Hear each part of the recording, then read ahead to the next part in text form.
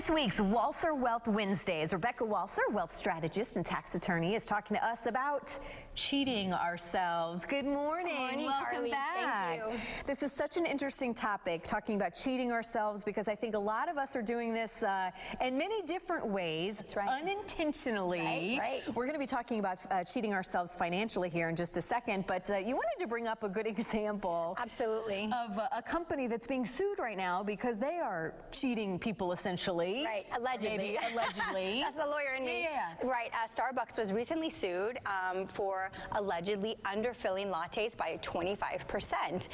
And when you extrapolate this on a Starbucks-wide level, that is a lot of latte. So it made me kind of stop and think, well, what about all of us? We can actually sue Starbucks because we're not getting all of our latte, but we cheat ourselves more every single day than Starbucks could ever cheat us.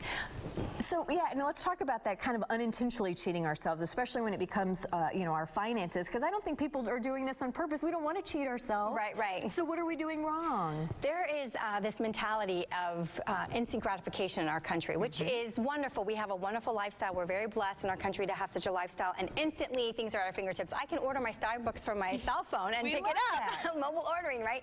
But we want everything instantly, and when you get in that instant mentality, you forget to think about things from a long-term perspective.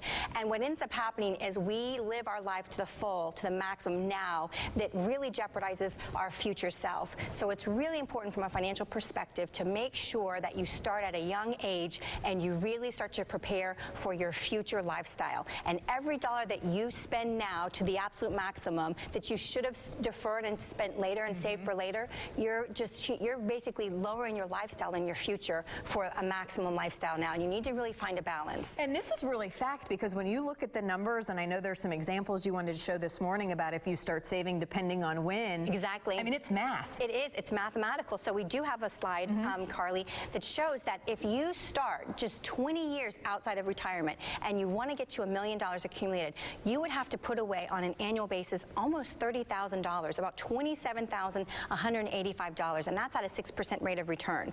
So you can't afford really to start that close to retirement unless you're ready and prepared to put away $30,000 a year. So I know that's key, again, starting as early as possible. Is it ever too late, though, Rebecca?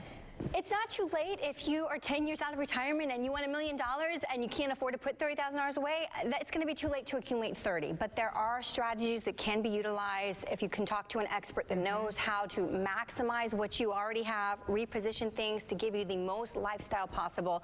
That's really what you have to do. The later you are, the more you need an expert. And I would just say to the parents out there that have young children, the things that you can do with a young child, less than $100 a month, are phenomenal. We work with clients to interject wealth where it doesn't exist in a family. People think that you have to be born into wealth, and it is absolutely not true. Well, and it goes to the beginning of kind of the start of this culture of this instant gratification. If we can start teaching that to our young kids, that that's not the way, that maybe things should be. Absolutely. Now is the time. Now is the time. Well, now is the time, obviously, to call your office and get help. What is it that you're able, as we're able, to kind of wrap up here, we're out of time, but what is it that you can offer?